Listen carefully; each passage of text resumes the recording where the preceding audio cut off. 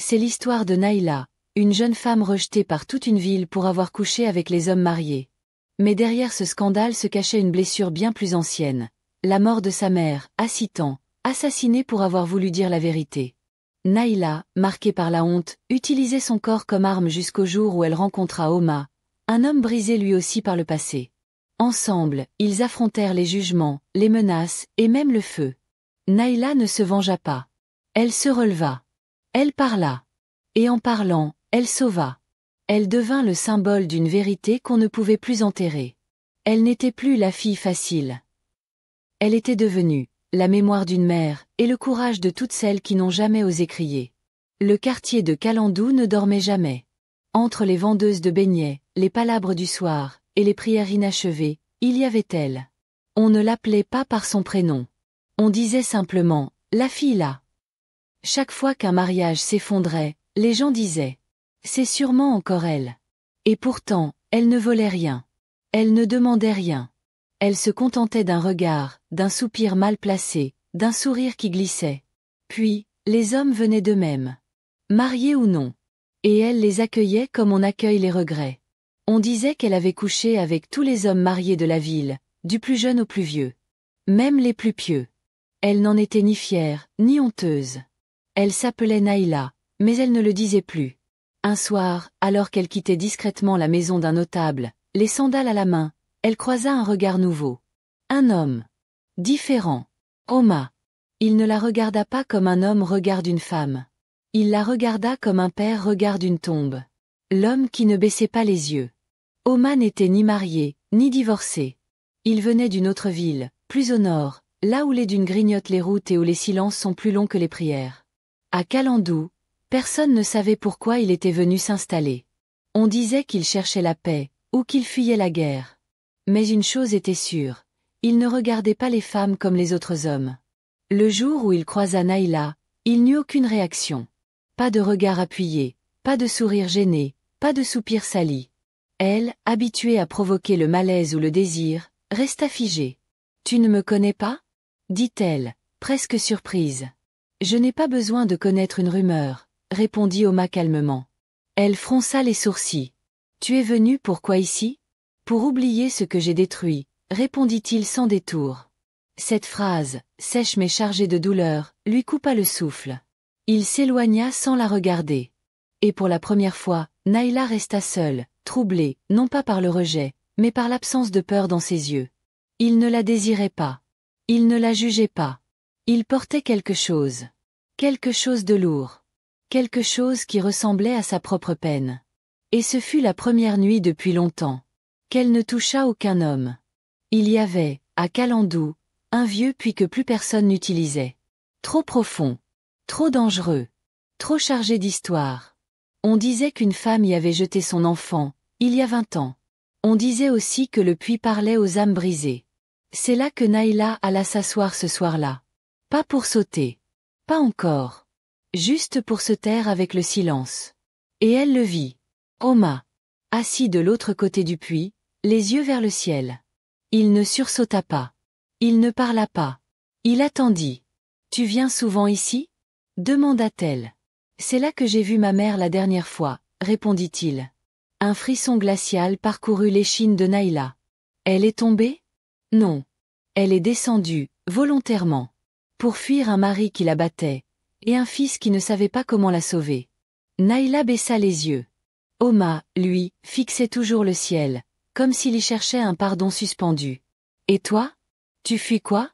demanda-t-il enfin. Elle mit du temps à répondre. Puis, « Je couche avec les maris pour me venger de leurs femmes. » Pourquoi ? Parce que ces femmes-là ont toutes vu ma mère mourir dans la rue, sans bouger. Un silence violent les enveloppa. 2 âmes tachées par l'abandon. 2 vies remplies de fautes, mais pas de méchanceté. Et ce soir-là, pour la première fois, Naïla sentit que peut-être, elle pouvait parler sans être punie. Les femmes de la ville. Le lendemain matin, la ville parla. Comme toujours. Tu as vu Naïla et le nouveau ? Ils se sont parlé au vieux puits. Elle veut sûrement le détruire aussi. Il ne sait pas qui elle est. Mais Oma ne réagit pas. Il marchait comme s'il ne voyait personne. Il travaillait dans le silence, réparant les toits en banco, aidant les vieillards sans jamais rien demander en retour. Il devenait peu à peu l'homme que la ville aurait dû honorer, s'il n'avait pas regardé Naïla. Et les femmes, elles, devenaient plus amères. Certaines, trahies par leur mari autrefois, avaient appris à se taire. Mais revoir Naïla, vivante, debout, et surtout, écouter, leur faisait peur. Alors elles ont commencé à chuchoter plus fort. Elle veut l'envoûter. Elle cache un fétiche dans sa poitrine. C'est sûrement une sorcière. Mais Oma, encore une fois, ne répondait pas. Un soir, alors qu'il réparait un mur effondré près du puits, Naïla revint. Elle te déteste à cause de moi, murmura-t-elle. Il posa sa truelle, s'essuya le front et répondit. Non, elle me déteste parce qu'elle voit en toi ce qu'elles ont refusé d'être. Une femme qui ne ment plus sur sa douleur. Elle resta figée. Personne ne lui avait jamais dit ça. Personne ne lui avait dit que son histoire, au lieu d'être une honte, pouvait être un miroir. Et ce soir-là, pour la première fois, Naïla sourit. Un vrai sourire. Fatigué, tremblant, mais sincère. Le piège des respectables. Le vent tourna à Calandou. Un matin, Naïla fut convoquée par un groupe de femmes dites honorables, vêtues de boubou blanc, voix douce, mais yeux pleins de poison. « Assieds-toi, ma fille, dit l'une d'elles. Naïla ne bougea pas. Nous savons que tu es envoûtée, ou que tu veux envoûter Oma. Mais ce garçon n'a rien à voir avec tes histoires.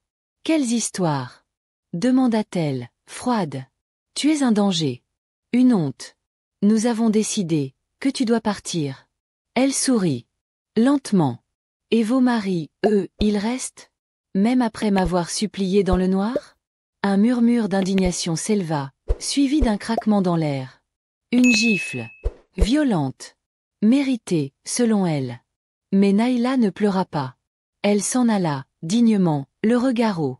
Et ce soir-là, elle ne chercha pas Oma. Elle marcha seule jusqu'au vieux puits, s'assit sur la pierre brûlante et regarda son reflet trembler dans l'eau. Oma la rejoignit. Elle ne parla pas. Il ne demanda rien. Il s'assit. Simplement. Et tendit une main. Elle la prit.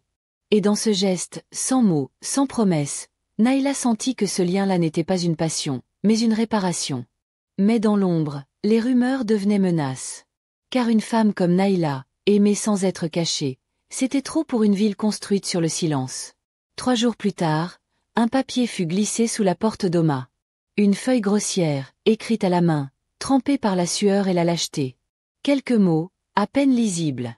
Si tu ne quittes pas Naïla, on t'enterrera avec elle. Il ne la montra pas à Naïla. Il la brûla. Mais ce soir-là, lorsqu'il la retrouva au puits, il ne parla pas. Il avait le regard sombre, lointain, comme si quelque chose s'était brisé. Naïla le sentit. « Tu veux partir ?» demanda-t-elle. Il répondit par le silence. « Alors va, dit-elle. Tu n'as pas besoin de mourir avec moi. Tu es un homme bon. Tu peux avoir une vie normale. » Mais Oma secoua la tête. « Je suis un homme bon parce que je t'ai rencontré. » Elle voulut sourire. Pleurer. Mais les larmes ne venaient plus. Le lendemain, Naïla ne sortit pas. Le quartier parlait de choses étranges. Un poulet égorgé cloué à sa porte. Une croix dessinée au charbon sur le sol. Des signes. Des menaces. Des souvenirs de vieilles pratiques, quand les mots ne suffisent plus à expulser. Le soir venu, Oma frappa à sa porte. Il tenait une valise. « Viens, dit-il. »« Où ? » ?»« N'importe où, tant que ce n'est pas ici. » Mais Naïla, les yeux dans les siens, répondit. « Si je pars, ils auront gagné. Et moi, j'ai trop fui. Je préfère mourir debout dans cette ville que ramper ailleurs. » Oma baissa la tête. Et cette nuit-là, pour la première fois, ils dormirent ensemble. Pas pour le plaisir. Pas pour le sexe. Mais pour tenir le cœur de l'autre entre ses bras. Le feu dans la nuit. Ils crurent que l'amour les protégerait. Mais à Calandou, les flammes ne viennent pas toujours du ciel. Au cœur de la nuit, un cri fendit le silence. Naïla se leva d'un bond. Dehors, sa maison brûlait. Une torche avait été lancée par une main inconnue. Les murs de Banco crépitaient, les flammes dansaient comme des langues de vengeance. Oma sortit en courant, prit un seau, 2, dit, mais il était trop tard. La maison s'effondra. Avec elle, tous les souvenirs de Naïla. Le bracelet de perles. Les rares vêtements. Et ce petit carnet où elle écrivait, en secret, des lettres à sa mère morte. La foule regardait, muette, comme toujours. Personne ne bougea. Personne ne pleura. Mais dans leurs yeux, on lisait une étrange satisfaction. La justice du silence. Quand le feu se calma, Oma s'agenouilla devant Naïla, les mains brûlées. « C'est fini, dit-elle. »« Non, répondit-il. Ce n'est que le début. » Le lendemain, Naïla prit un drap noir, se couvrit la tête et marcha jusqu'à la grande place du village. Devant tout le monde, elle cria. « Je ne suis plus votre honte. Je suis votre miroir. Et vous, femmes, vous m'avez trahi plus que vos maris. Mais moi, je resterai. Et je vivrai. Même si c'est dans la cendre. » Un silence glacé tomba. Et Oma la rejoignit, sans un mot. Ce jour-là, une vieille femme murmura en larmes. Sa mère avait dit la même chose, avant de mourir. Après l'incendie, Naïla et Oma s'installèrent dans l'ancienne école abandonnée, là où personne n'osait entrer depuis des années. On disait qu'un enfant y avait été enterré vivant pendant la guerre. Mais eux n'avaient plus peur des morts. Ils avaient survécu aux vivants. Le village les laissa en paix. Ou plutôt, il les exclut totalement. Plus de salutations. Plus de regards. Comme s'ils étaient devenus des ombres. Mais dans l'ombre, la vérité préparait sa revanche.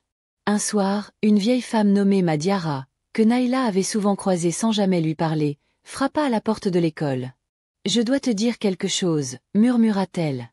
Assise face à Naïla, elle sortit une enveloppe jaunie. « Ta mère. À 6 ans. Elle n'est pas morte comme on te l'a raconté. Elle n'était pas folle. Ni prostituée. Elle a été assassinée. » Naïla recula, le cœur frappé comme par une pierre. Un homme puissant. Un chef religieux. Il voulait la faire taire.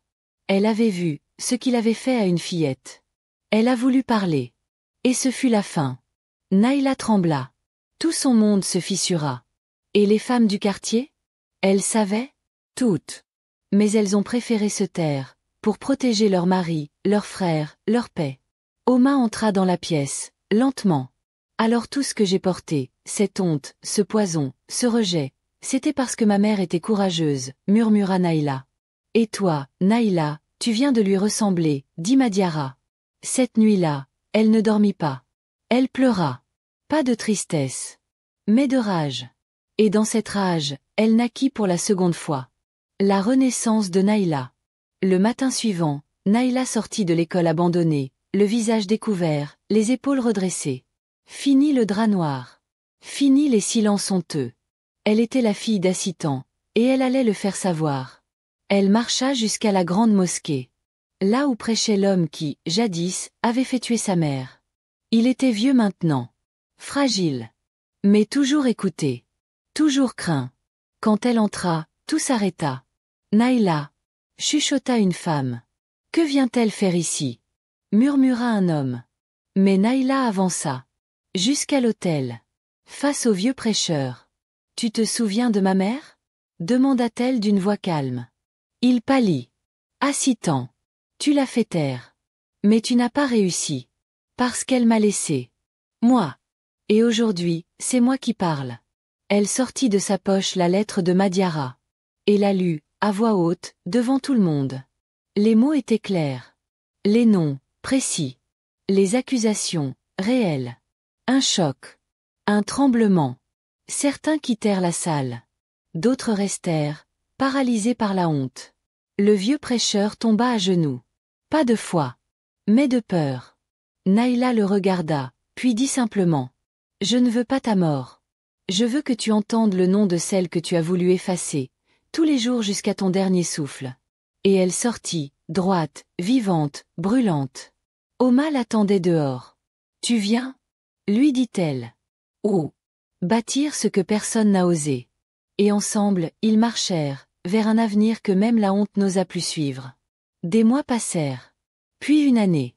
Le nom de Naïla, d'abord murmuré avec dégoût, fut ensuite crié par celle qui avait trop longtemps baissé la tête. Les femmes commencèrent à venir la voir. Pas pour la juger. Mais pour parler. Confesser. Guérir. Elle n'était plus celle qui avait couché avec tous les hommes mariés de la ville. Elle était devenue celle qui avait survécu à tous leurs mensonges. Oma et elle transformèrent l'ancienne école en maison d'accueil. Pour les filles rejetées. Pour les femmes brisées. Pour les mères sans voix. On l'appelait maintenant la maison d'Assitan. Et chaque soir, Naïla s'asseyait sous un arbre et lisait à voix haute une lettre pour sa mère. Tu n'es pas morte pour rien, maman. Je suis née 2 fois, une fois dans ton ventre, et une seconde fois dans leur feu. Oma, devenu bâtisseur d'âme, restait à ses côtés, toujours silencieux. Il ne la sauva jamais. Elle ne l'idéalisa jamais. Il s'était simplement choisi. Sans chaîne. Sans honte. Dans un monde où on n'attendait plus rien d'eux. Et c'est ainsi que Naïla, la fille qu'on voulait effacer, devint le nom que plus personne n'osa piétiner. Merci d'avoir écouté cette histoire. Si elle a touché quelque chose en vous, si elle a réveillé un souvenir, une émotion, ou simplement un peu d'espoir, abonnez-vous. Pas seulement pour une vidéo de plus, mais pour continuer ensemble ce voyage à travers des récits oubliés, des vérités humaines, et des silences qui parlent plus fort que les mots. Votre écoute donne vie à ces histoires. Merci d'en faire partie.